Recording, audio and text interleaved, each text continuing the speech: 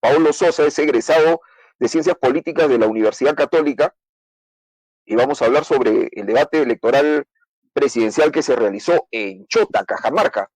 ¿Cómo está, señor Sosa? Bienvenido a Punto de Encuentro. Muy buenas noches. Muy buenas noches, muchas gracias por la invitación. Bien, la pregunta es simple, ¿no? ¿Quién ganó el debate para usted? ¿Quién se llevó, digamos, el rédito después del debate?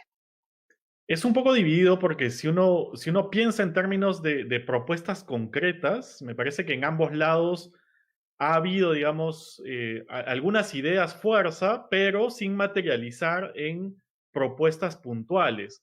Sin embargo, en términos, digamos, de claridad, obviamente Keiko Fujimori tiene, digamos, más experiencia al momento de transmitir sus ideas en un debate, Uh -huh. pero digamos, Pedro Castillo aprovechó muy bien las oportunidades que tuvo para atacar, ¿no? Es decir, un debate finalmente es un equilibrio entre Así proponer es, ideas y, digamos, dejar una imagen muy clara.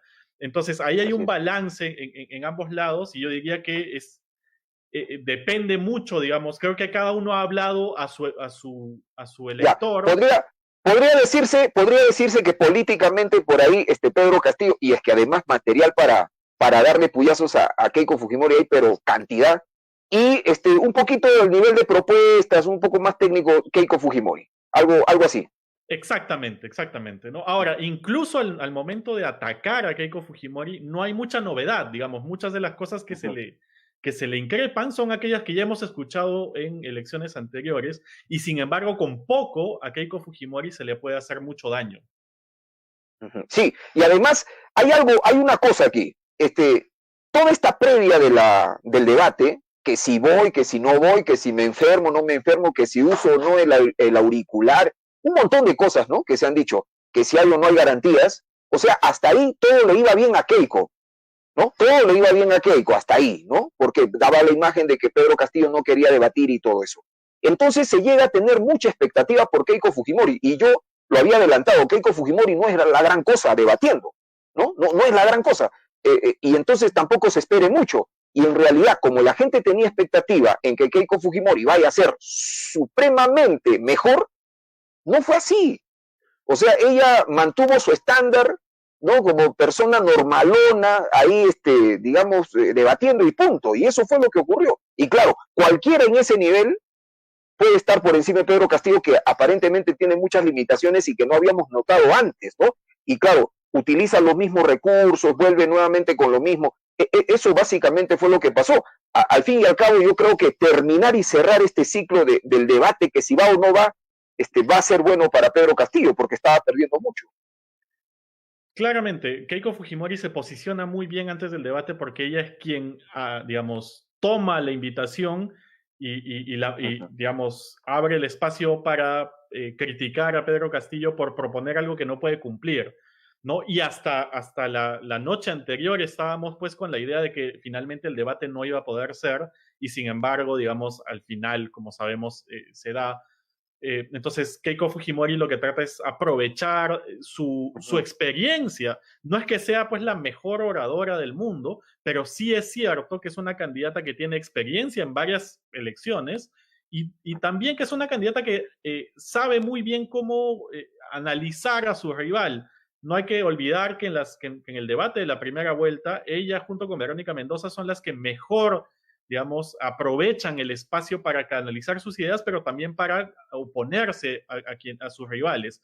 Entonces, es verdad que dentro, digamos, del ideal no es pues la mejor candidata, pero en esta elección estaba posicionada para hacer, digamos, un mejor papel, pero es cierto que con poco Castillo también, digamos, se pone casi al mismo nivel, logra neutralizarla.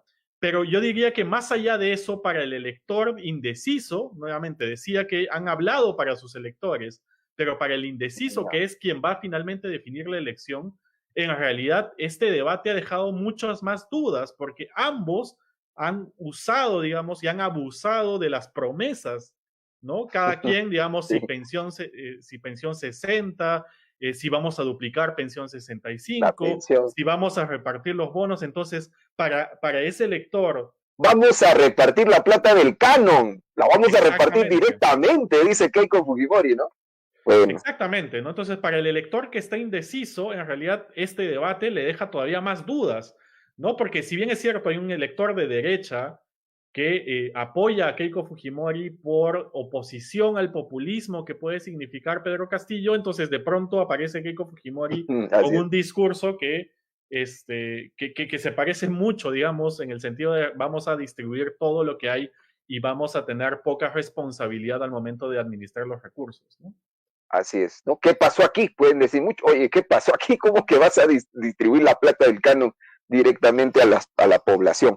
Bueno, otro tema, los entretelones, ¿tú crees que jueguen para uno u otro candidato? Por ejemplo, Keiko Fujimori llegó diciendo que tuvimos contratiempos, en fin, una serie de cosas. Eso de la gente, por ejemplo, que abucheaba y pifiaba a Keiko Fujimori cada vez que hablaba, ¿cuenta o no cuenta? ¿O va a quedar como una anécdota simplemente? No, yo Porque creo que pueden sí. victimizarse, ¿no? No, yo creo que sí cuenta. Como te decía, los debates no solamente son espacios de presentación de ideas, sino también donde los candidatos performan, ¿no? Actúan, muestran, canalizan, conectan con la gente.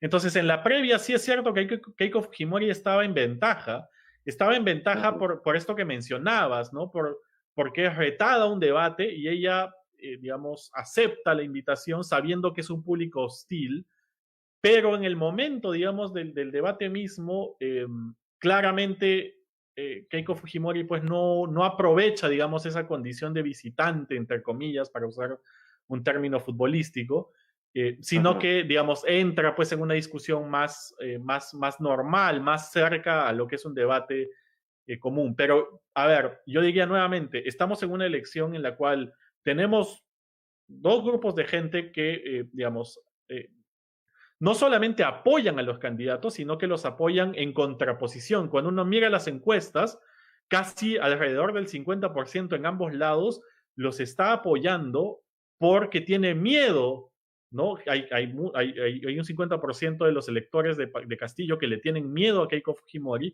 y Ujú. viceversa, ¿no? Entonces, cuando hablas para ese electorado, pues está bien, es este tipo, digamos, la antesala y también lo que pasa después tiene un efecto para consolidar la imagen que le quieras asignar a tu candidato. El Claro. problema es que al medio hay alrededor de 30% del electorado que todavía no toma decisión y para este 30% este debate en realidad no ha significado mayor cambio. Ujú. Claro, y siempre han sido así los debates, ¿no? Nunca han servido como para animar a un bolsón de gente a votar por ellos o para convencerlos, ¿no? Siempre ha servido para consolidar lo que ya tienen. Básicamente es así. Ahora, existen 4 debates que ha planteado el Jurado Nacional de Elecciones.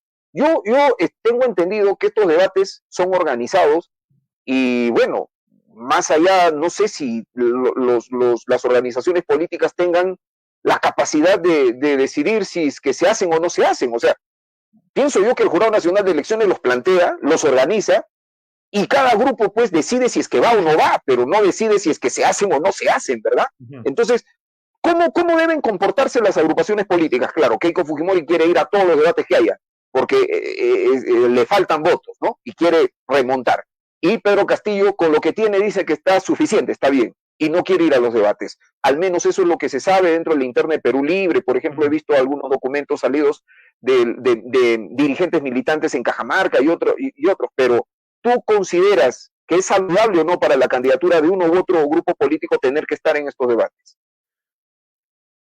A ver, claramente al que está primero siempre le es menos beneficioso porque es pues la piñata, ¿no? Entonces, digamos, es lo aconsejable ahí, digamos, desde un punto de vista, digamos, si las elecciones fueran mañana, lo aconsejable sería que no participen. El problema es que todavía nos queda un mes y más bien no participar de estos espacios de debate puede generar una contraimagen, es decir, Así es. generar la idea de que pues no tienen ideas, no tienen capacidad de diálogo, no tienen, digamos, la capacidad para debatir.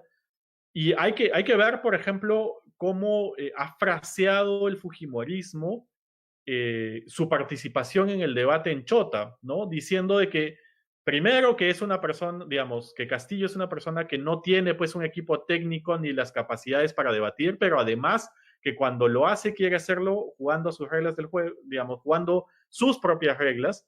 Y esto tiene que con ver sus con, condiciones. exacto, que esto tiene que ver con el mensaje que ellos están tratando de levantar, pues, de, digamos, el anticomunismo, la idea de que estos son, pues, es una organización política totalitaria, antidemocrática. Entonces, en ese sentido, creo que es más contraproducente para Perú Libre no participar de estos debates que sí hacerlo. Ahora, esto viene con un costo, porque no todos los debates son de candidatos, hay debates técnicos. Entonces, y una de las principales limitaciones que tiene Perú Libre en este momento es que no ha logrado presentar todavía su equipo técnico y veremos si en esta semana puede efectivamente pues armar y presentar un equipo técnico que además sea solvente al momento de presentarse en un debate, ¿no? Pero nuevamente, para redondear, yo sí creo que lo saludable para Perú Libre es comportarse como si mañana los votos fueran a cambiar porque es un electorado muy volátil y entonces lo que tiene que hacer es reforzar su electorado, ¿no? Sí, pero también eso da un mensaje no tan positivo, o no positivo, negativo para Perú Libre. El mensaje de que no haya técnicos, no haya cuadros, ¿no? Que puedan sustentar, argumentar todo lo que dice el ideario programa de Vladimir Cerrón, o de repente presentar otro plan, no sé, en tiempo récord se tiene que hacer. ¿Y eso qué nos trae a la mente inmediatamente? Que hubo improvisación. O sea, la candidatura del señor Castillo no estuvo preparada para llegar a estas instancias. Efectivamente, yo sí creo que no había pues no estaba presupuestado que iban a llegar a la segunda vuelta y se nota no solamente en el equipo técnico, sino en la forma como se plantea el plan de gobierno, cómo se escogen las candidaturas, es decir, perdón, las candidaturas al Congreso, ¿no? Es decir, no había, eh, creo yo, la expectativa de llegar hasta este punto de la elección. Sí hay un elemento de improvisación importante, pero no es la primera vez que pasa, ¿no? Y lo importante en ese sentido es ver hasta qué punto la organización y el candidato es capaz de adaptarse a este nuevo espacio y, digamos, plantear eh, las alianzas necesarias, ¿no? Uno podría pensar, por ejemplo, que una alianza natural sería, pues, Conjuntos por el Perú, Uh y, -huh. digamos, tratar de aprovechar los técnicos, los cuadros que Así es. tienen para plantear, digamos, un equipo técnico, y sin embargo, lo que uno sabe por las internas, ¿no? Cuando consulta, es que ahí más bien no hay, pues, mucha vocación de convocatoria.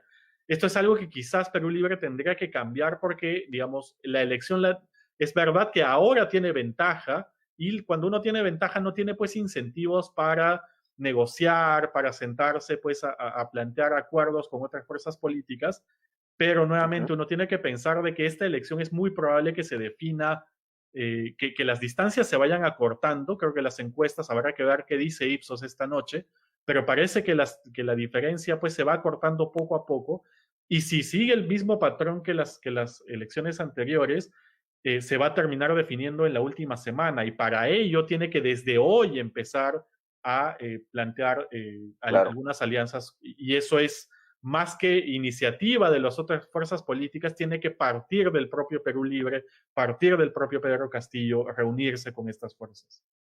Así es, así es. Sí, a mí francamente me causa pues, no una admiración a nivel político, porque yo tengo mis serios cuestionamientos para el señor Castillo, pero si esta candidatura está donde está en este momento es solamente, únicamente gracias a él, porque ¿qué es lo que pasa? Cada vez que sale un vocero lo desautorizan, ¿no? Este no es vocero, entonces él es el único, o sea, más allá de sus limitaciones, de lo que haga, lo que diga, no diga, en base a él nada más se está llevando a cabo esta campaña de Perú Libre y bueno, vaya a saberse hasta dónde pueda llegar así, ¿no? Mucho no va a durar, definitivamente en algún momento esto va a caer, va a colapsar, ¿no? Y más si es que el señor no tiene buenos oficios para aguantar y soportar una candidatura de tal proporción, ¿no? Bien, te agradezco mucho por esta entrevista y por compartir estos análisis con nosotros y con nuestro público. Muchas gracias, muy buenas noches. Encantado, muy buenas noches y gracias por la invitación. Muchas gracias al señor Paolo Sosa, egresado de Ciencias Políticas de la Universidad Católica del Perú. Nos vamos.